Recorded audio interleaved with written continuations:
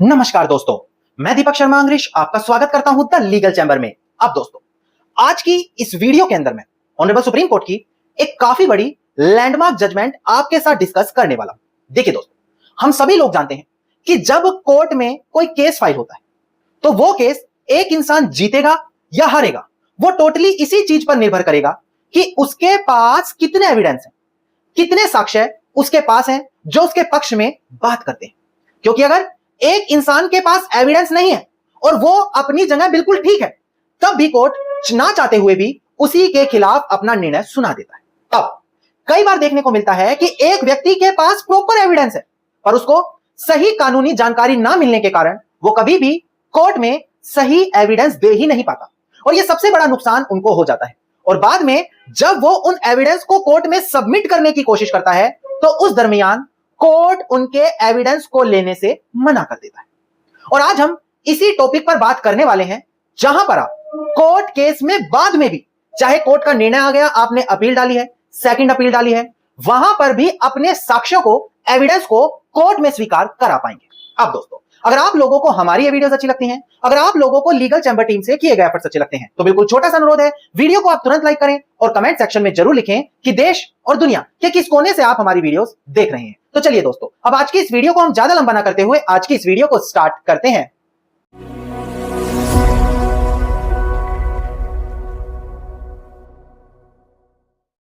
अब दोस्तों, सबसे पहले वीडियो की शुरुआत में हम बात करेंगे एडिशनल एविडेंस के बारे में। एडिशनल एविडेंस से मेरा मतलब है कि कोर्ट केस में आप पहले ही साक्ष्य, पहले ही अपने एविडेंस दे चुके हैं और हो सकता है वहां पर आप अपने जरूरी एविडेंस देना कोर्ट में भूल गए। तो यहां पर कानून क्या कहता है? क्या आप एविडेंस दे सकते हैं बाद में या नहीं दे सकते? या फिर अगर आप एविडेंस बाद में देना चाह रहे हैं तो वहां पर कानूनी प्रावधान क्या कहता है, किस तरीके से आपके वो एविडेंस कोर्ट में एक्सेप्ट होंगे? देखिएगा दोस्तों, डिस्प्ले पर सबसे पहले मैं कुछ कानूनी प्रावधान आपको क्लियर करूं। देखिएगा, देखिए सबसे पहले हम बात करते हैं order 41 rule 27, additional evidence in appeal. यानी कि जब कोर्ट केस में आप फैसला आ चुका है, फाइनल हो चुका है, बाद में आप अपील कर रहे हैं और वहां पर आप कोई नया एविडेंस देना चाहते हैं, तो यह कानूनी प्रावधान कहता है कि कैसे कोर्ट में उनको आपको स्वीकार कराना है। सबसे पहले जनरल रूल यह कहता है कि आप अपनी मन मर्जी से कभी भी एडिशनल एविडेंस नहीं दे सकते। मतलब आपको जो भी साक्ष्य देने हैं, जो भी एविडेंस देने हैं, वो निचली कोर्ट में ही देने पड़ेंगे जब आपका कोर्ट केस चल रहा है। पर कुछ कंडीशन ऐसी है जहां पर आप अगर नीचे नहीं दे पाए तो बाद में कोर्ट में उसको तब भी स्वीकार करा सकते हैं। जैसे कि अगर ट्रायल कोर्ट, यानी कि जिस कोर्ट ने आपकी सबसे पहले सुनवाई की थी, उस कोर्ट ने आपके किसी एविडेंस को एडमिट नहीं किया था, तो आपके पास ये राइट है, आप बाद में उस एविडेंस को अपील में पेश करके दोबारा से एडमिट करा पाएंगे। दूसरा है, जो पार्टी एडिशनल एविडेंस देना चाहती है वो प्रॉपर ड्यू डिलिजेंस, यानी कि पूरी सतर्कता के साथ पहले ये कहना चाह रही हो कि हमारे पास ये एविडेंस पहले था ही नहीं, हमारी नॉलेज में था ही नहीं, हमने पूरी सतर्कता बरती, पूरी एक समझदार इंसान की तरह सभी कार्य करे, पर ये एविडेंस जब हमारे पहले नॉलेज में नहीं था, हमारे पास था नहीं, तो हम पहले कैसे देते? तो इस प्रकार के एविडेंस को आप बाद में भी जब आपकी नॉलेज में आया, जब आपके हैंड्स में आया, कोर्ट में सबमिट करा पाएंगे। ये दूसरी चीज बोलती है। तीसरा ग्राउंड बोलता है, जब कोर्ट केस के दौरान कोर्ट को स्वयं लगता है कि भाई ये पर्टिकुलर डॉक्यूमेंट देखना जरूरी है। और कोर्ट को ऐसा लग क्यों रहा है? क्योंकि कोर्ट जो अपनी बाद में जजमेंट देगा, ऑर्डर पास करेगा, उसको पास करने के लिए ये डॉक्यूमेंट कंसीडर करना अनिवार्य है। तो कोर्ट अपनी मनमर्जी से भी उस डॉक्यूमेंट को एक्सेप्ट कर सकता है, या फिर कोई और दूसरा कारण हो जो कोर्ट को सफिशिएंट लगता है, उस ग्राउंड पर आप अपने एडिशनल एविडेंस स्वीकार कर सकते हैं। ये बड़ा बेसिक कानूनी प्रावधान था जहां पर मैंने कुछ कंडीशंस बताई जहां पर आप बाद में भी कोर्ट में अपने साक्ष्यों को स्वीकार करा पाएंगे। अब सबसे बड़ी बात, लोगों को यह जानकारी नहीं है। उनको लगता है हम बाद में अपील में गए, बोले लो सर ये डॉक्यूमेंट्स लीजिए, और वो आपके डॉक्यूमेंट्स ले लेंगे। जी नहीं। और यही सबसे बड़ी गलती होती है। अगर आपने अपने डॉक्यूमेंट ऐसे एक्सेप्ट भी करा लिए तो बाद में उनका खंडन हो जाएगा, क्योंकि पहले आपको ऑर्डर 41 रूल 27 की एक पिटीशन तैयार करनी है। स्टेप समझिएगा। पिटीशन तैयार करने के बाद आपको रीजन देना है कि क्यों ये एविडेंस आप पहले नहीं दे पाए थे, और उसमें फिर एक लिस्ट बनाकर ये डॉक्यूमेंट सबमिट कराने।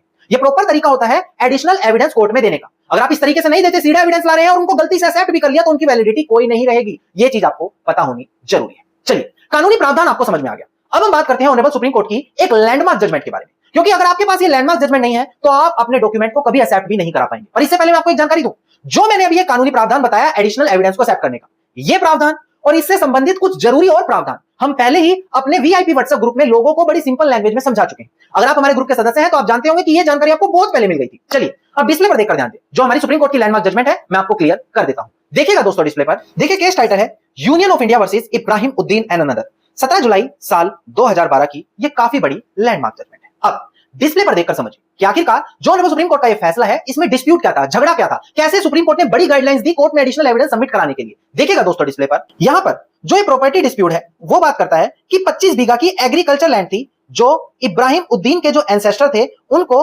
मराठा गवर्नमेंट की तरफ से साल 1800 के आसपास मिली थी, जो बाद में वो इनहेरिटेंस के तौर पर उनके परिवार में चलती चली गई। अब यहां पर जो यूनियन ऑफ इंडिया जो डिफेंस मिनिस्ट्री है वो इस ओनरशिप को मानने से मना कर रही है। उनका कहना है कि ये डिफेंस डिपार्टमेंट की जमीन है जो किराएदारों की तरह लीज की तरह टेनेंट्स को दी गई है। नाउ यहां पर शुरुआत में ऐसा कोई इंपॉर्टेंट डॉक्यूमेंट नहीं दिखाया गया, पर बाद में जब अपील हो रही थी तो एक वसीयत लेकर आए लोग। उन्होंने कहा कि ये वसीयत जरूरी है और हम इसको अपील के दौरान डॉक्यूमेंट में देना चाहते हैं ताकि इसको हमारी जजमेंट में कंसीडर करें। ये मेरे मटेरियल ग्रैंडफादर के फेवर में बनाई गई वसीयत है जो हमारा टाइटल साबित करती है। अब यहां पर इशू ये रेज हुआ कि देखो यहां पर क्या इस प्रकार के एडिशनल एविडेंस को विल को अपील में एक्सेप्ट किया जा सकता है? क्या ऐसी कंडीशन में उनको हम सेकेंडरी एविडेंस देखते हुए अपील में एक्सेप्ट करें? क्या उसको बाद में एविडेंस के बाद में जजमेंट आने के बाद में अपील में नया एविडेंस ले सकते हैं? अब यहां पर देखिए सुप्रीम कोर्ट ने क्या कहा, और ये छोटी छोटी चीजें होती हैं जो लोग इग्नोर करते हैं और बाद में समझदार इंसान इन्हीं चीजों को यूज करके अपना केस अपने फेवर में करा लेता है और सामने वाले के एविडेंस को बेकार कर देता है। देखिएगा दोस्तों डिस्प्ले पर, यहां पर ऑनरेबल सुप्रीम कोर्ट ने बोला कि एडिशनल एविडेंस आपका राइट नहीं है कि आपको मिलेगा ही मिलेगा। यहां पर बोला कि अगर आप अपील में एडिशनल एविडेंस देना चाह रहे हैं तो वो कुछ स्पेशल सर्कमस्टांसेस में ही हो सकता है, जैसे अपीलियंट कोर्ट खुद बोले कि हमें जजमेंट के लिए जरूरी है, या आपके पास ये पहले नहीं था,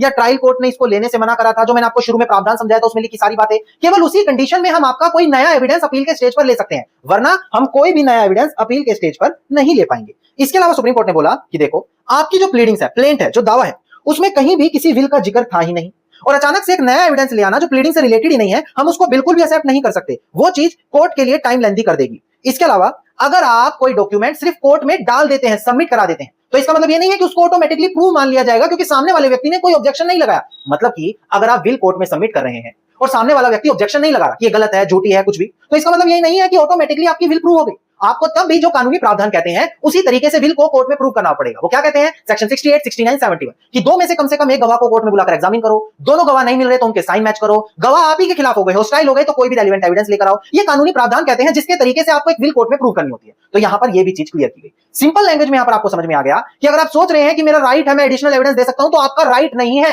आपको कोर्ट को सेटिस्फाई करना पड़ेगा इन्हीं ग्राउंड्स में से, ऑर्डर 41 रूल 27, तब आपका कोर्ट एडिशनल एविडेंस आपकी एक्सेप्ट करेगा फैसला आने के बाद, और उसके बाद ही आप कोर्ट केस में अपना फेवर करा पाएंगे। नाउ ये जो सुप्रीम कोर्ट की बड़ी जजमेंट है, आज शाम को हम अपने वीआईपी व्हाट्सएप ग्रुप में शेयर करने वाले हैं ताकि जो भी हमारे वीआईपी सदस्य हैं सभी लोगों को ये जजमेंट मिले और वो इसका बेनिफिट ले पाए। चलिए अब मैं 3 बड़ी लैंडमार्क जजमेंट और क्लियर करूं ऑनरेबल सुप्रीम कोर्ट की, मात्र 1 मिनट हम आपका और लेंगे। और ये जो 3 लैंडमार्क जजमेंट है हर उस व्यक्ति के पास होना जरूरी है जो कोई भी एविडेंस कोर्ट में एक्सेप्ट कराना चाह रहे हैं, उससे रिलेटेड झगड़ा चल रहा है कि एक्सेप्ट होगा या नहीं होगा। देखिएगा दोस्तों डिस्प्ले पर, पहला केस लो है Sanjay Kumar Singh versus state of Jharkhand, 2022 का काफी बड़ा केस लो है। दूसरा है सतीश चंद्र सुराना वर्सेस राजकुमार मेश्रम, 2021 का केस है। फिर है के वेंकटरमैया वर्सेस ए सीतारामा रेड्डी, 1963 की ये लैंडमार्क जजमेंट है। नाउ चाहे आप किसी एडिशनल एविडेंस को एक्सेप्ट कराना चाहते हो या रिजेक्ट कराना चाहते हो, ये 3 बड़ी जजमेंट आपके पास होनी जरूरी है अगर आप अपना फेवर कराना चाह रहे हैं। अब क्वेश्चन आएगा सर मिलेगी कैसे? आज शाम को हम अपने वीआईपी व्हाट्सएप ग्रुप में इनको शेयर करने वाले हैं। अब आप लोगों के मन में क्वेश्चन आएगा ये है क्या वीआईपी व्हाट्सएप ग्रुप? बड़ी ध्यान से, अब ये जो आगे की 1 मिनट की जानकारी आप लोगों के लिए काफी ज्यादा महत्वपूर्ण साबित होगी। Legal chamber by law and verdict, इन्होंने अपना एक व्हाट्सएप ग्रुप बनाया बड़ा स्पेशल,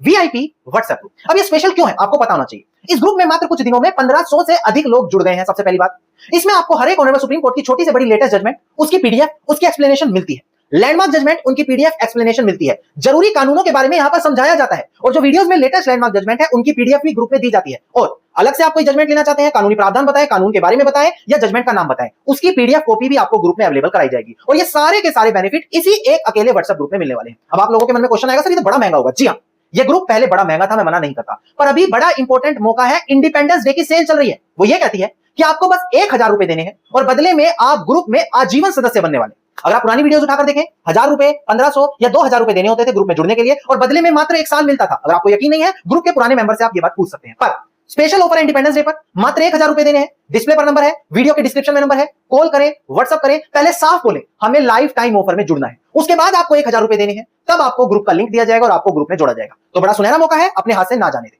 धन्यवाद। उम्मीद करता हूं वीडियो में मिली जानकारी आप लोगों के लिए बेहद ज्यादा लाभदायक साबित होगी। अगर वीडियो में मिली जानकारी आपको अच्छी लगी तो वीडियो को आप लाइक, शेयर और कमेंट जरूर कीजिएगा। वीडियो से जुड़ा अगर आपका कोई क्वेश्चन है तो कमेंट सेक्शन आपके लिए खुला हुआ है। और अगर आप भी लीगल चैंबर परिवार का हिस्सा बनना चाहते हैं तो चैनल को सब्सक्राइब करें और फॉलो करें और लीगल चैंबर परिवार का हिस्सा बन जाए।